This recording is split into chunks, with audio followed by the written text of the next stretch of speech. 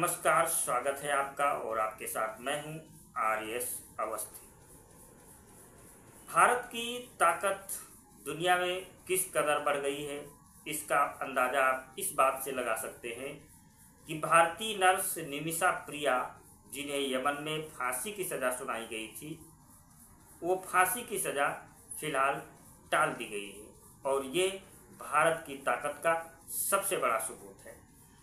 और ऐसा इसलिए हो पाया क्योंकि भारत और यमन के धर्मगुरुओं ने बात की और फांसी की सज़ा को फिलहाल रोक दिया गया। वो धर्मगुरु कौन है जिनके माध्यम से बात हुई, ये सब हम आपको बताएंगे। और मिली जानकारी के मुताबिक भारत के कथापुरम के ग्रैंड मुफ्ती ए.पी. अबू बकर मुसलियार और यमन के चर्चित सूफी विद्वान शेख हबीब उमर अल हाफिज इस मसले पर बातचीत कर रहे हैं। इस बातचीत में यमन के सुप्रीम कोर्ट के एक जज और मृतक के भाई भी शामिल हुए। ऐसा पहली बार हुआ है जब पीड़ित परिवार का कोई सदस्य बातचीत के लिए तैयार हुआ। ये बातचीत शरिया कानून के तहत की जा रही है, जहां पीड़ित परिवार दोषी को बिना शर्त के या फिर ब्लड मनी के बदले में क्षमा दान देने का कानूनी अधिकार देता है। फांसी टलने से एक उम्मीद जरूर जागी है कि अब शायद बातचीत के माध्यम से फांसी को रोक दिया जाएगा और हो सकता है कि फांसी रुकने के बाद निमिषा भारत की धरती पर वापस भी लौट आए। ये प्रक्रिया जटिल तो है लेकिन असंभव नहीं। जटिल इसलिए क्योंकि यमन में कोई सरकार नहीं, कोई डिप्लोमेटिक चैनल नहीं है। जो बातचीत हो रही हो वो रियाद के जरिए बातचीत हो रही है। आपको ये जानना चाहिए कि निमिषा यमन में फंसी कैसे। तो आपको बताते हैं कि यमन में गृह युद्ध छिड़ गया, जिसके बाद भारत सरकार ने वहां से भारतीयों को निकालने के लिए एक ऑपरेशन चलाया और तकरीबन 4,600 भारतीयों को स्वदेश वापस ले भी आया गया, लेकिन निमिषा वहीं फंसी रह गई। जिसके बाद केरल की रहने वाली निमिषा पर हत्या का केस चला और उसे फांसी की सजा सुना दी गई।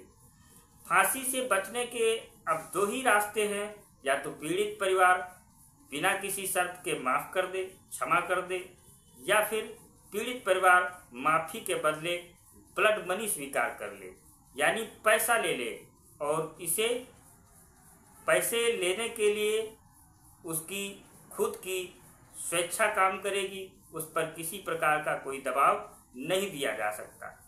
लेकिन भारत ने कैसे दिखाई अपनी ताकत, वो आपके लिए जानना जरूरी है। निमिषा को बचाने के लिए भारत ने एक मुहिम चलाई और पैसे जुटाए। किसी रिपोर्ट में यह भी कहा गया है कि निमिषा के घर के लोगों ने अपनी संपत्ति तक को बेच दिया।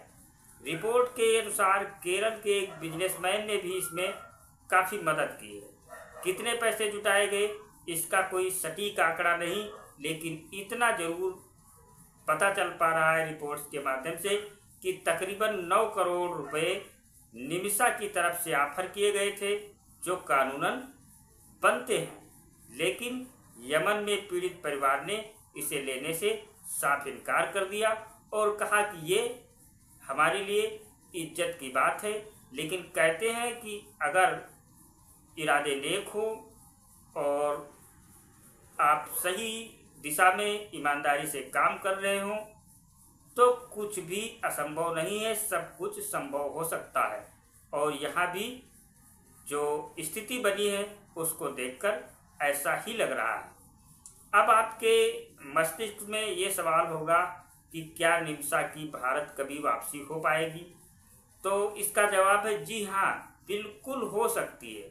इसके लिए दो शर्तें हैं, या तो पीड़ित परिवार बिना शर्त के क्षमादान कर दे, या ब्लड मनी लेकर यानी पैसे लेकर के क्षमा कर दे।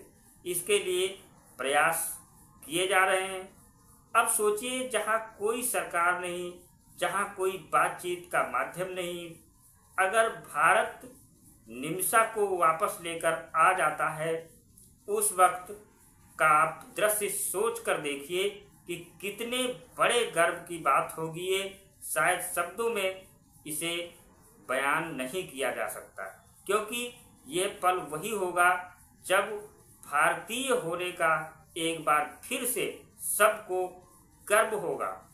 ये आज का भारत है जहां हर व्यक्ति को भारतीय होने पर गर्व है, और वो बड़े ही गर्व के साथ कहता है कि हम भारतीय हैं, और ये बताता है कि हमें अपने नक्शे पर अपनी ज़मीन के प्रति कितना सम्मान है, कितना समर्पण हम अपने देश और अपनी ज़मीन के प्रति रखते हैं। यहाँ हर भारतीय हर स्थिति के लिए तैयार रहता है। अब आपको बता दें कि यमन में किन किन अपराधों को लेकर फांसी की सज़ा सुनाई जाती है, और तो ये अपराध हैं देश की सुरक्षा को नुकसान पहुंचाना। अगर देश की सुरक्षा से कोई यमन में खिलवाड़ करता है, नुकसान पहुंचाता है, तो उसे फांसी की सज़ा हो सकती है। इसके अलावा जो दूसरा अपराध है वो है हत्या। हत्या के मामलों में भी अगर आरोप सिद्ध होते हैं तो फांसी की सज़ा सुनाई जाती है। समलैंगिकता पर भी यमन में फांसी की सज़ा सुनाई जाती है। ड्रग्स की तस्करी करना और इस्लाम धर्म को छोड़ना, यमन में अगर कोई इस्लाम धर्म को छोड़ देता है तो उसके लिए फांसी की सज़ा तय की गई है। सेना को कमज़ोर करना और इसके अलावा सेना को कमज़ोर करना जैसे अपराध हैं जो फांसी की सज़ा के दायरे में आते हैं। निमिषा पर यमन के एक नागरिक की हत्या का ही आरोप लगा है। अब आप कहेंगे कि पूरा केस तो मैंने आपको बताया ही नहीं, तो आपको चलिए बताते हैं। दरअसल 2012 में केरल की रहने वाली निमिषा ने यमन के एक हॉस्पिटल में नर्स के तौर पर नौकरी की, नर्स के तौर पर ज्वाइन किया। 2014 में निमिषा यमन के नागरिक तलाल से निमिषा की मुलाकात होती है, और 2015 में निमिषा ने तलाल के साथ मिलकर एक हॉस्पिटल खोला, और 2017 में तलाल ने निमिषा को बंधक बना लिया और उनका पासपोर्ट भी जब्त कर लिया, छीन लिया। 2017 में निमिषा ने तलाल को नशे का इंजेक्शन दिया, जिससे तलाल की मौत हो गई। उसके बाद से केस चल रहा था, और इस केस में 12 दिसंबर 2023 तक को निमिषा की मां को हाई कोर्ट ने यमन जाने की इजाज़त दी थी, और अब निमिषा को बचाने और भारत को वापस लाने की कोशिशें जारी हैं, जिसका इंतज़ार सारे देशवासियों को है, हमको भी है, आपको भी है। और फिलहाल के लिए इस खबर में इतना ही, और उम्मीद करते हैं कि निमिषा एक दिन भारत की धरती पर जरूर वापस आएगी। और आपको ये खबर कैसी लगी, आप अपनी राय हमें कमेंट में ज़रूर बताएं। धन्यवाद।